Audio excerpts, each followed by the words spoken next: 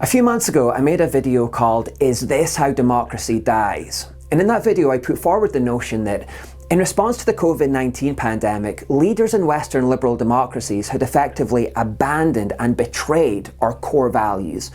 They'd abandoned the values upon which Western nations were built, upon which we stood, values that we'd fought and died for over the years, the values that we treasure and hold the most dear. Values of individual liberty, personal responsibility, democracy, freedom. These are values that have defined the West over the centuries.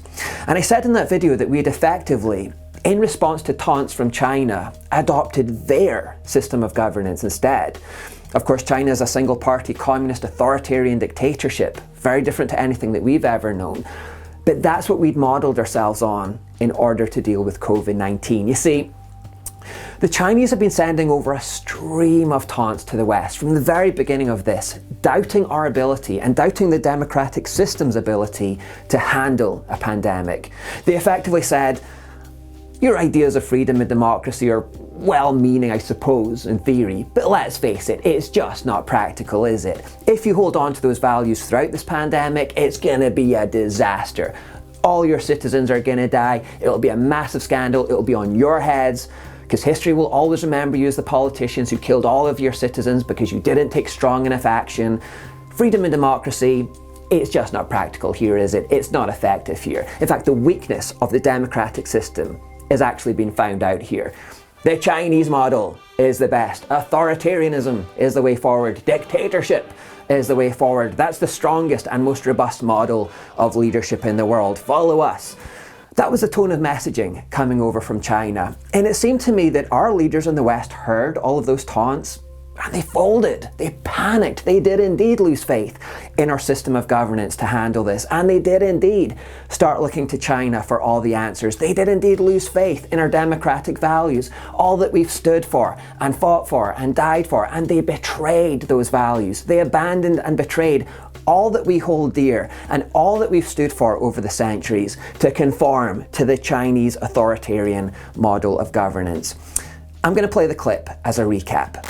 Now, whatever you think of the severity of coronavirus, and it's not within the remit of this particular video to argue about that, I personally think as time goes on that the world has completely overreacted.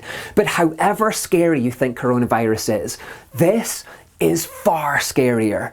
And it's scary for several reasons. Firstly, it's scary because Western nations seem to have reached the conclusion that liberal democracy is a system of governance incapable of dealing with major crises like this. Because in the face of this coronavirus crisis, they've suspended democracy, they've abandoned democracy to switch to this authoritarian model. This is following China's lead, by the way. Everything that we're now experiencing in the West, everything our governments are now implementing, is what China did originally.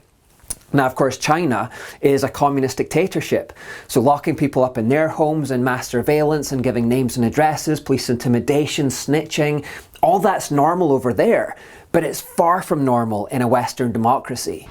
When Western governments were trying to figure out how to handle the crisis, a stream of taunts began coming from the Chinese government through their English language news outlet, the Global Times.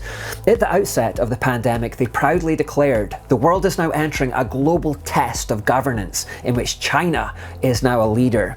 Another headline said, many Western governments ill-equipped to handle coronavirus. Another article read, Western political system gets a radical health check. The Chinese have continually taunted the West, saying liberal democracy just wouldn't be up to the task. It said, while the global health crisis may still have a long way to run, a number of things are already clear. First, viruses affect all nationalities. Second, China has done an impressive job with the pandemic. And third, other countries who don't follow China's lead have done a much worse job, especially Western liberal democracies. It goes on to patronise further, saying, there is much to admire about the US and the individual liberties that are such a sacrosanct part of its identity. Well, at least in theory. The sentence drips with sarcasm. It goes on to say that individual liberty is an obstacle when times go bad, and then it finishes by saying, while it's true that some Asian democracies such as Singapore and South Korea seem to have done a good job, That's only because they allow high levels of state intervention. Western democracies like Australia probably won't be able to follow that success. In other words, success only comes in proportion to the levels of authoritarianism and state intervention. And then it ends by saying, China's response has been impressive, but it's too soon to declare victory or to be smug about the problems of the West. Of course, it's entirely to be expected that the Chinese government would use any excuse to increase their authoritarian hold and effectively say to their people, look, you see, authoritarianism's the best way, it's good for you. You don't want that freedom that the West has got. They can't handle the situation, it's dangerous over there. We're keeping you safe, we have the best model. And we've seen the likes of Vladimir Putin using the chance to increase his grip on power too. And again, that's entirely to be expected. But what's not expected, and what is scary, is that countries like the United Kingdom have bought the Chinese propaganda here. They've looked at the Chinese model for the situation and gone, yeah, okay, dropped democracy and implemented a quasi-communist rule. Which means that the great bastions of liberal democracy, the nations that for centuries have upheld the ideals of freedom and democracy in the world. I mean, the UK is the longest unbroken democracy in the world, but in this moment, it has abandoned democracy to switch to this authoritarian rule. That's unprecedented, and that's why it's so scary. Now, at the time of making that video, the premise that the UK and other Western governments had abandoned their core values to follow China had never been officially confirmed. I mean, it seemed obvious at the time that that's what they'd done, but nobody from within a Western government, to my knowledge anyway, had ever explicitly admitted that that's what they'd done. But I recently came across this quotation from Neil Ferguson. Ferguson is an epidemiologist who was on the British government's Scientific Advisory Group for Emergencies, or SAGE, when coronavirus first came to prominence in early 2020. So he was part of the team that basically decided the UK's official course of action. In this article, Ferguson is recalling the early days of the pandemic when they were trying to figure out what to do. And he said, SAGE had watched as China enacted this innovative intervention in pandemic control. There was also a medieval intervention. They claimed to have flattened the curve. I was skeptical at first. I thought it was a massive cover-up by the Chinese. But as the data accrued, it became clear it was an effective policy. Then, as infections seeded across the world, springing up like angry boils on the map, SAGE debated whether, nevertheless, it would be effective here. It's a communist one-party state, we said. We couldn't get away with it in Europe, we thought. And then Italy did it, and we realised we could.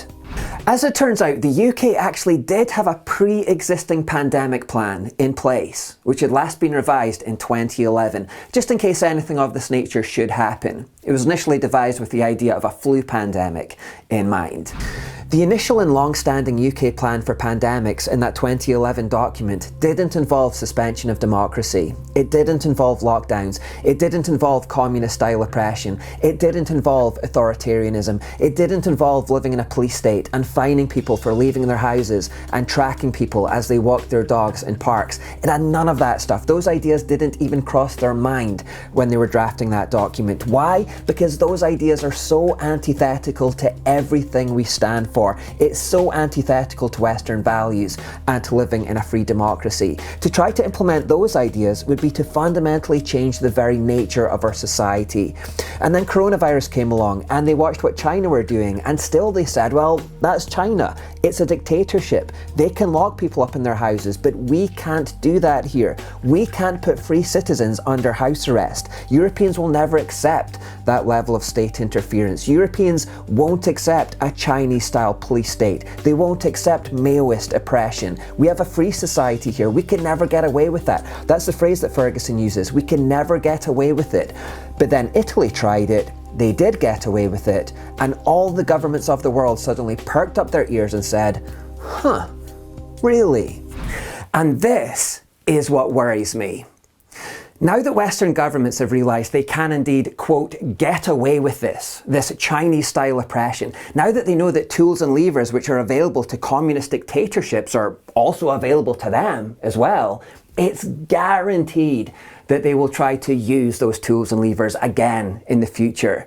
They will try lockdowns again someday. Now they know they can. And therefore, it's pretty much guaranteed that the whole nature of our society has actually changed irrevocably now. We have become a more authoritarian society on the other side of coronavirus. The Chinese propaganda has worked on us. The Chinese have molded the whole world to be a little bit more in their image. All the countries of the world now look a little bit more authoritarian. In fact, a lot more authoritarian in some cases, and a bit more like China. All Western democracies now believe that our system of governance isn't really up to the task in these emergencies, and therefore we will always keep lockdowns and the methods of dictators in our back pockets just in case we need to suspend democracy and freedom again. And you know, the problem's not so much that our governments are now going to become more authoritarian into the future, although that is a problem.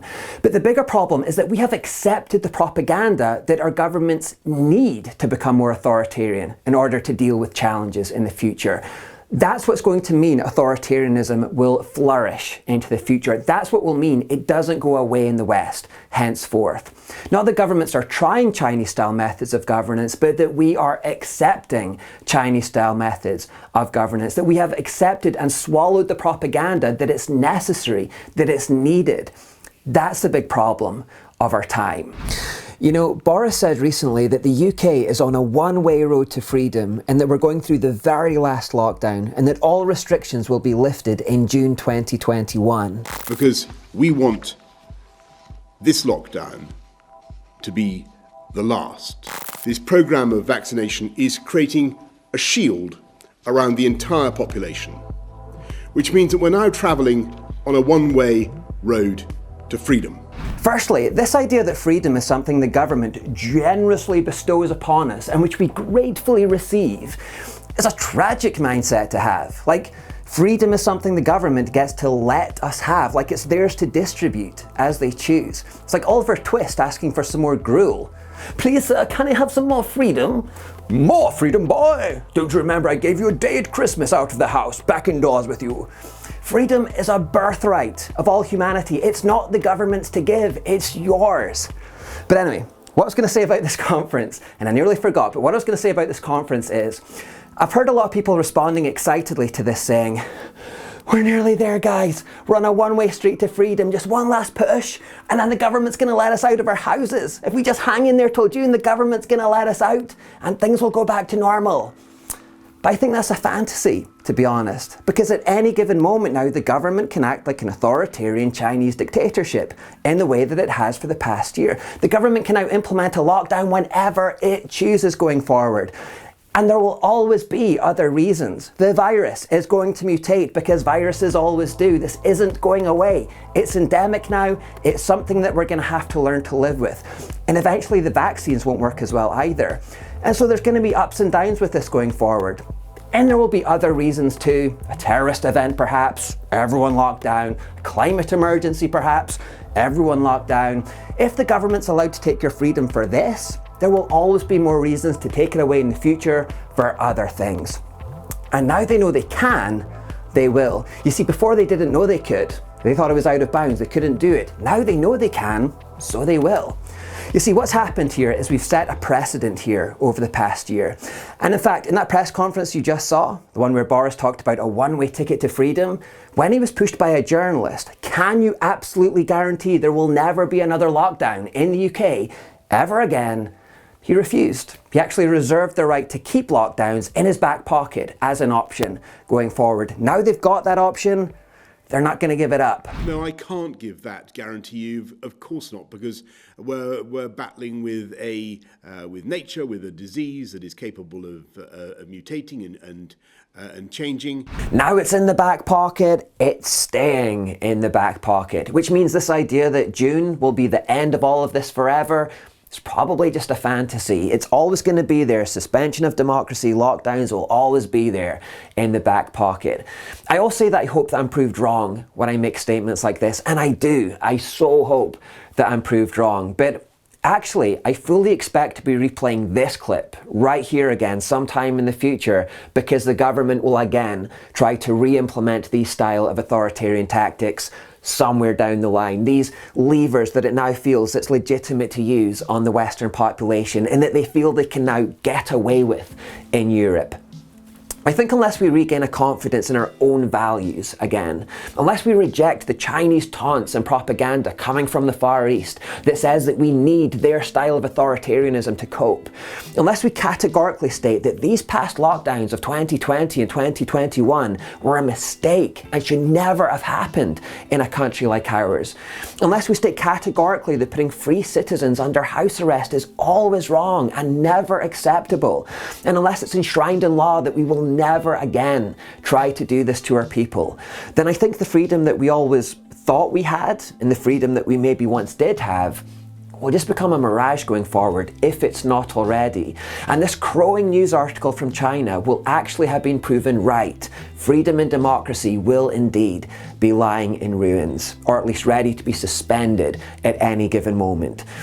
Let's not let that happen.